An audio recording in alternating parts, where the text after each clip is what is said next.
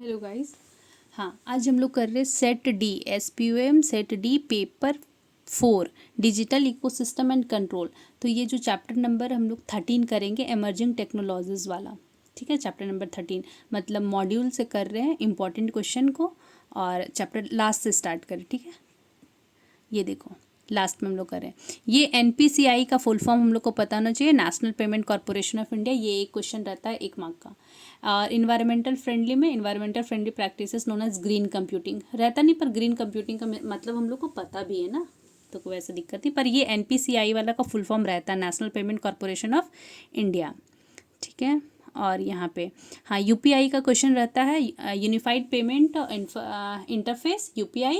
और upper limit of UPI transaction is ₹1,00,000। और UPI का जितना भी मीनिंग पता है हम लोग को, जितना फंक्शंस होता है ये सब हम लोग को पता होना चाहिए। ठीक है, UPI का भी क्वेश्चन होता है, पर कौन वाला था नीचे बताते हैं। UPI also enables non financial transaction such as mobile banking registration, one time password generation, UPI PIN set PIN changes, UPI transaction status check etcetera, history भी चेक कर सकते हैं। हाँ, तो ये वाला फंक्शंस UPI का वहाँ था 1 नंबर का। और ये USSD का unstructured supplementary service data. It is a revolutionary idea where to make payment through mobile one neither needs to internet nor needs to any smartphone. Internet का भी ज़रूरत नहीं है, स्मार्टफोन का भी ज़रूरत नहीं, फिर भी मनी का ट्रांजेक्शन हम लोग को करना है, पेमेंट करना है मोबाइल से।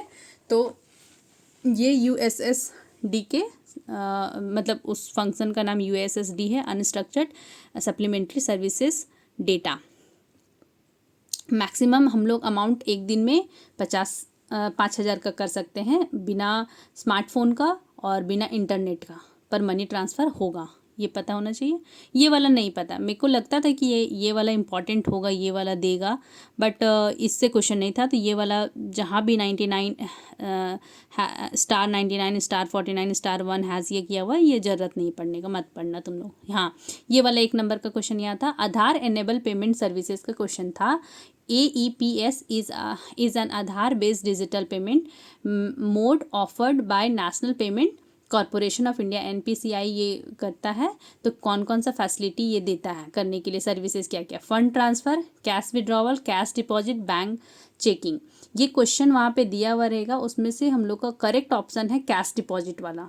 ये अलग अलग ऑप्शन देगा, पर कैश डिपॉजिट हम लोग AEPS से कर सकते हैं। ठीक है, 1 मार्क ये क्वेश्चन था, वहाँ ऑप्शन भी हम बता दिए। मोबाइल वॉलेट क्या है? This is the new method of payment that has increase the prevalence in our lives. This innovation only intra wallet transactions are allowed, no inter wallet transfer is allowed. ये line important है। Most of the mobile wallet service provided have a monthly limit of deposit amount of 10,000 is और mobile wallet can have zero balance, रह सकता है zero balance. इसका एक zero balance वाला question था। हाँ, IMPS का क्वेश्चन था, इमीडिएट पेमेंट सर्विस होता है IMPS का full form.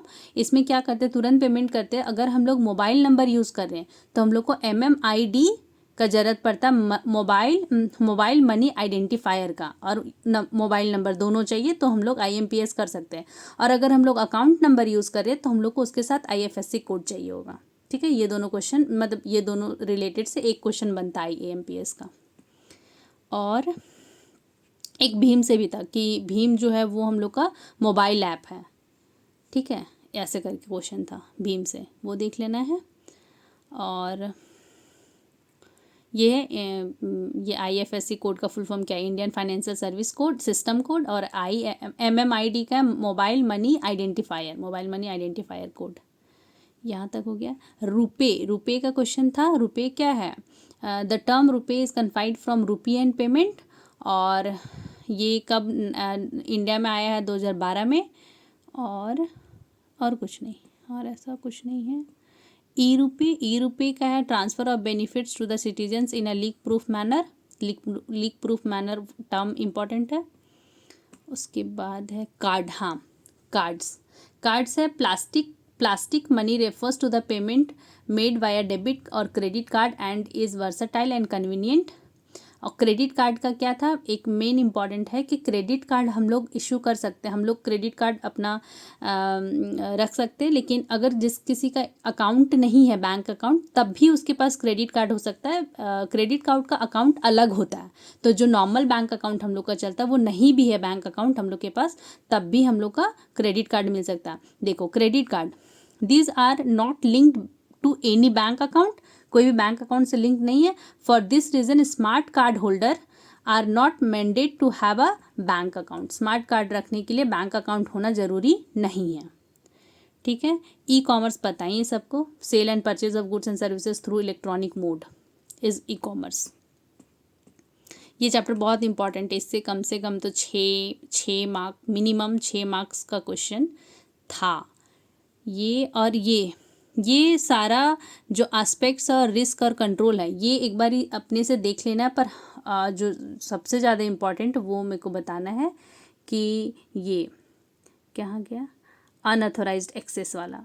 unauthorized access can be lead to significant amount of data loss, it may also lead to the data security breach। तो इसका क्या कंट्रोल हम लोग लगा सकते हैं, हम लोग को लगाना है टू फैक्टर ऑथेंटिकेशन लगा सकते हैं, पासवर्ड लगा सकते हैं, ये देखो पासवर्ड, 2 फैक्टर ऑथेंटिकेशन, और restricted area should be given to the employees.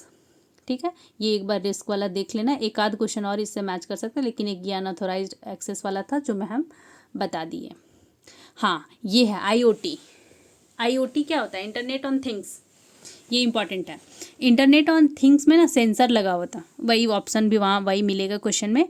The internet on things is a system of inter related computing device, mechanical and digital machines, objects, animal और people that are provided with unique identifiers and the ability to transfer data over a network without requiring human to human और human to computer interactions, embedded with electronic internet connectivity and other forms of hardware such as sensor. These devices are communicate and interact with others over the internet, and they can be remotely monitored and controlled. The goal of this interaction is to make all these devices communicate with each other and therefore be more intelligent and independent.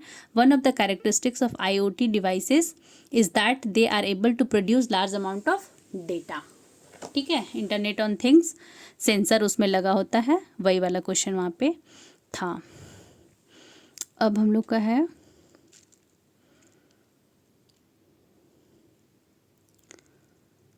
जो highlight है उसको पढ़ लेना, पर हम बता रहे important जो क्वेश्चन मेरे में था।